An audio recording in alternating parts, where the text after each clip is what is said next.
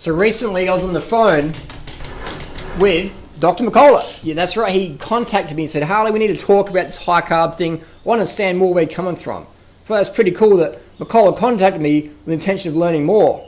That's pretty cool. It's pretty genuine, pretty legit.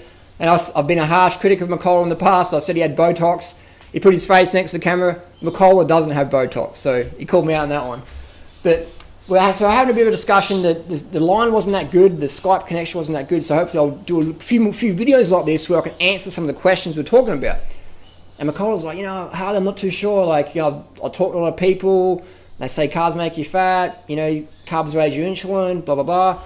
And it's so, well, okay. I understand where Joe's coming from. And Joe sent me a link of the Rosedale diet. And Rosedale diet is Ron Rosedale. And his premise is that carbs cause obesity because when you have carbohydrates, it raises your insulin levels. Insulin stores everything you eat as fat. So the secret is get rid of all carbohydrates and you won't have any fat problems. Look how skinny I look, man. I eat more carbs than anybody I know. And anyone who eats as much carbs as me is as skinny as me. Anyway, so the reality is, where do we start? So I looked at the Rosedale diet, and basically it says you're allowed to have 50 to 75 grams of protein per day, which is roughly a 350 calorie steak. It's about 50, 60, 70 grams of protein in that. So, and that's it. And then the rest of the calories have to come from fat, like olive oil. Olive oil is good. And you're allowed to have vegetables, as much greens as you want. So what's going to happen is, the reason why people will lose weight on the Rosedale diet, 100% they will, I'll tell you why right now. They have that steak, 350 calories, that's your protein limit for the day. Then you can have your green vegetables. How many greens are people going to eat? Maybe 100 calories, a big salad. That's a lot of volume, hard to eat. 100 calories, pour on some olive oil. People aren't going to drink olive oil to get calories. They're not going to do that because it's a bit weird. They're going to pour it on the salad. That adds maybe 200-300 calories. So we've got 350 calories from the meat, plus 100 calories from the salad. A lot of salad. That's 450 calories, plus 200-300 calories from the olive oil. So we've got 650, 750 calories. Let's say 800 calories a day is what the average Rosedale dieter will eat. They're going to lose a shitload of weight. And people say, oh, that's good. I want to lose some weight. No. By doing this high-fat, low-carb thing, you're starving your body, and you're going to set yourself up for metabolic damage, and you're just going to be this yo-yo diet. That's what people do. They go from paleo to Atkins to Rosedale to South. They keep jumping around these low-carb diets, and just metabolically damage. Insulin levels are going up, and then everything they eat just becomes weight. That's how you become obese. Starve yourself in these high-fat diets, then just binge out and eat whatever, eat more animal products, and then you'll pop right out. So we have to treat the cause versus address the symptom. Now, the premise out there is that carbohydrates raise insulin levels, which is true, but they will not raise it enough unless you have the animal protein in there, animal fat. This is why you will never, ever, ever, ever see a professional vegan bodybuilder. Ever. You'll see vegan fitness models and vegan kickboxers and vegan UFC fighters, but you won't see a vegan sumo wrestler, you won't see a vegan bodybuilder, because to have that much mass on your physique, you need to have sky-high insulin levels. That's why a lot of professional bodybuilders actually inject insulin. They're very fucking dangerous. They don't have diabetes, but they're injecting insulin so they boost their insulin levels to create more mass. That's why the whey protein is so popular. You pop whey protein in your body, your insulin levels spike the fuck up, your insulin growth factor 1, you just weigh. You weigh more, pun intended, you weigh more. So the way to get heavier is to increase the whey content of the food. The animal protein, the animal fat, spike the fuck out of insulin, mass gaining. I was in the supermarket today, and I like to do this. I troll around, and I see these two obese mother with a overweight daughter who will be obese soon because she's eating like a mum, and nice people, I'm sure, just critiquing the physique.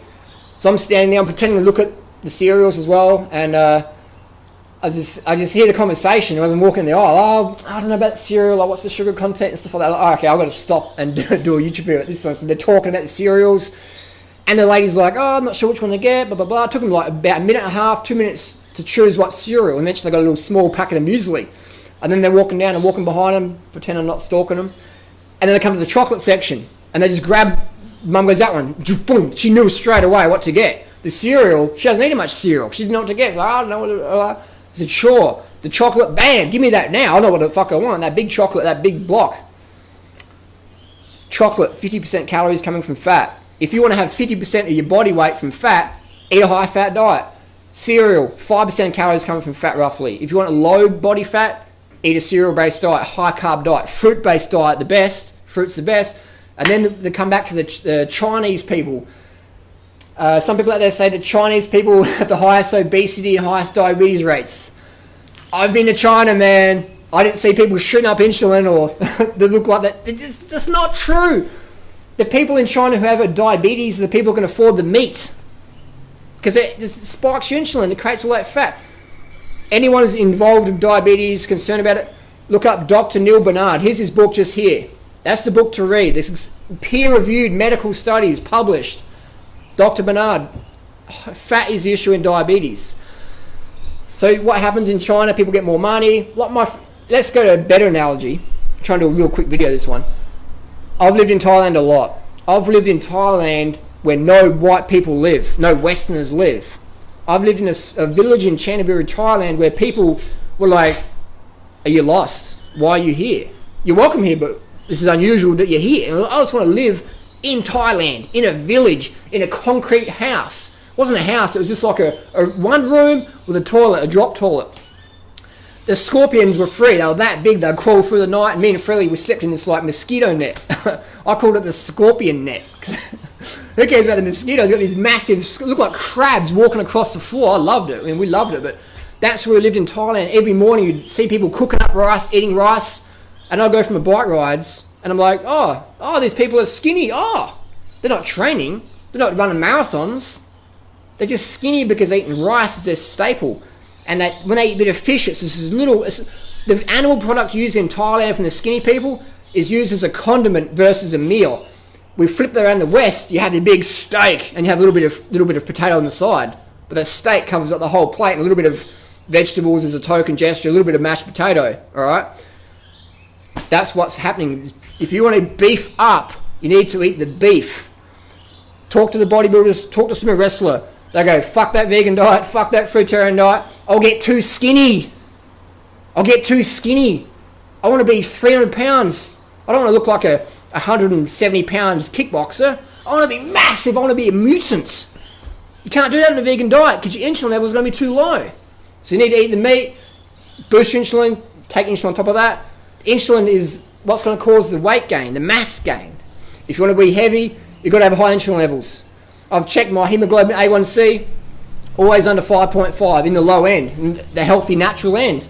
Despite eating as much fruit as I want, as much carbohydrates as I want, I'm pouring pound bags of organic sugar into my fruit smoothies to get enough sugar these days.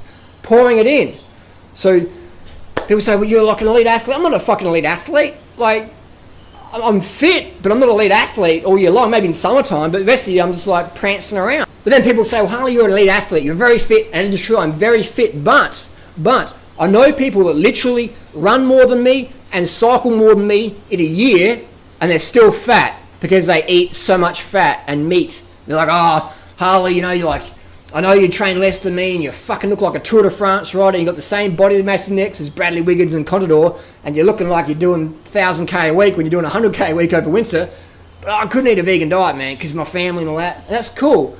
But that's the reality. There's people out there who train more than me, but they're fat, they're heavy. I did a race today, just passing people. They're doing the training. You can tell they've got a tan. I'm pale white in winter. They've got a tan, but they're still fat. Why is that? Because they don't eat the high-carb diet. You can tell because their performance was sucking. So you go to Kenya, best athletes in the world, high-carb diet. Fastest runners in the world, Johan Blake, Usain Bolt, high-carb diet. High-carb diet. Johan Blake eats up to 30 bananas a day. He said in a blog recently. Usain Bolt, his dad's going, the secret is the plantain and the yam, the Jamaican yams. Carbohydrate is key, ATP. Even McCullough, gun runner, on a high-carb diet. If your diet makes you run slower, if you're on drugs or whatever, if you're running slower than you would otherwise, it's not healthy. You go to Rosedale diet or high-fat diet, your performance will be...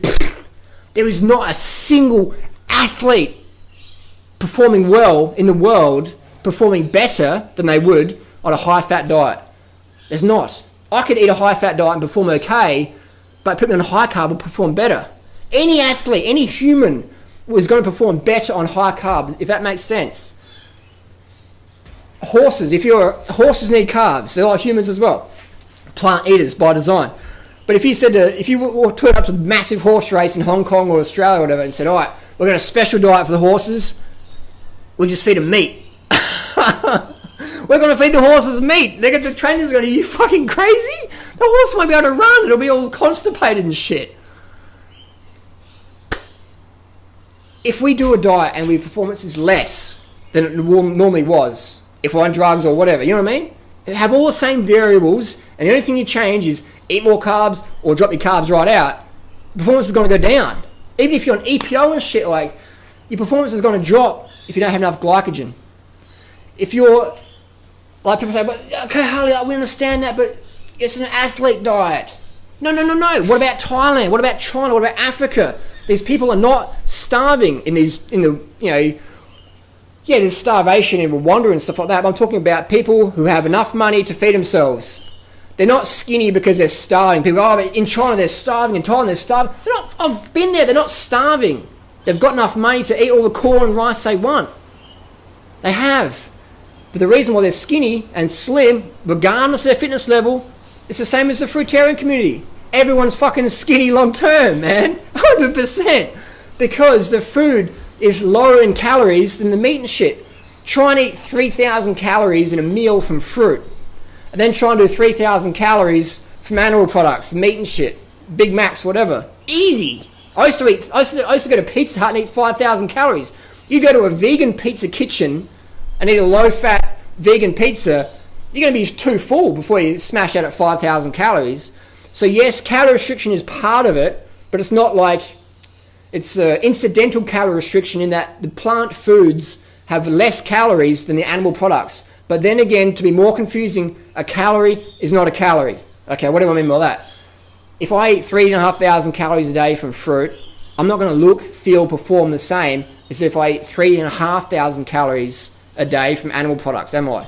My insulin level is going to go up. I'm going to store a lot of fat, a lot of weight, a lot of fluid retention. My kidneys are going to pack up, increase the chance of heart disease and stuff like that. Calorie is not a calorie. Calorie is not a calorie. They're similar, but they're not in that. Does that make sense? Go and find someone who eats 3,000 calories a day from fruit for 10 years or 5 years. Go and find someone who eats 3,500 calories a day from donuts, fried, mostly fat in the donut calories, meat, steak, dairy, eggs, fish, blah, blah, blah, blah, blah. They will not look the same. Get twins and do that. They're not going to be the same. Don't lock them in a cell for 5 years. No exercise. 3,500 calories from fruit and rice. 3,500 calories from animal products. No exercise. Nothing. Lock them in, tie them down, strap them in. Obviously we can't do that, but in your head you've got to know, fuck, the twin who's eating the fruit and the carbs is going to be skinny as fuck.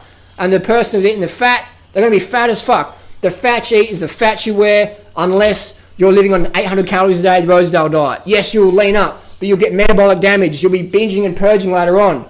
And I see it in the supermarket. I see it everywhere I go. So that's my little rant and critique.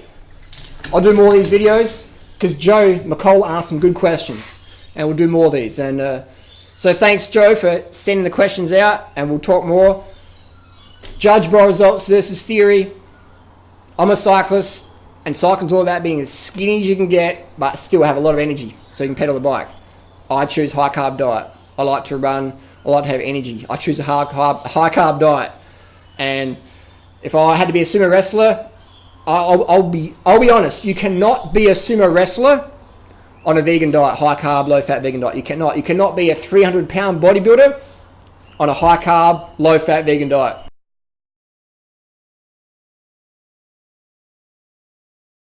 And if we go to India, if we go to China, 1,000%, the people shooting up insulin from diabetes, 1,000%, they're eating over 10% of daily calories coming from fat. 1,000%. There's no... You're not going to go to China, right, and see someone, a little Buddhist monk, just walking around, just doing whatever in the garden, eating their rice and eating their vegetables, a bit of fruit, a full-on vegan Buddhist, You're not going to see them eat their rice and then shoot up some insulin afterwards. All right, I'm going to shoot up the insulin now. They're not going to have. You're going to go to China. You're going to see some stockbroker who's like, 250 pounds and just like sweating, and he's just like, oh, give me a steak, all deep fried pork. You're not going to. They're going to be shooting up the insulin. Think about it. The skinny people in Asia are living on rice, and the fat people in Asia are living on fat. They can afford the deep fried pork and all that shit. That's how it is. Go to India. And the skinny people are living on rice and corn and bananas, and the fat people are going, fuck that peasant food, give me the cream, give me the extra ghee, the organic shit, give me the meat and all that stuff, because that's what the Western eats, and the West is the best, and fuck all this dal and rice and stuff like that. That's like peasant food. That's $1 a kilo. That's just like, for your poor people, I want the rich stuff. Rich food, rich people, makes us fat. We can go back to the kings and queens back in the day. What did they eat? They didn't want to eat the peasant food. That's how you separate your classes. Peasant food for the peasants. Eat your rice and corn and fruit. That's all your stuff. We have the meat. We can afford that, That's how it is. But today you can cast a crew from Alexander the Great, whatever, or King Edward V, just by walking down the street. I'll pick you, because everyone looks fat, because they're eating like kings and queens in terms of food choices versus caloric content. 100%. I don't know how many times I have to repeat myself, but look at all the Fruitarians and the McDougall crew, Longterm, everyone sucks right up. That's bottom line. Carbs are key to weight loss and health. High carb diet, vegan, low fat, 100%. No question. It's done. It's done.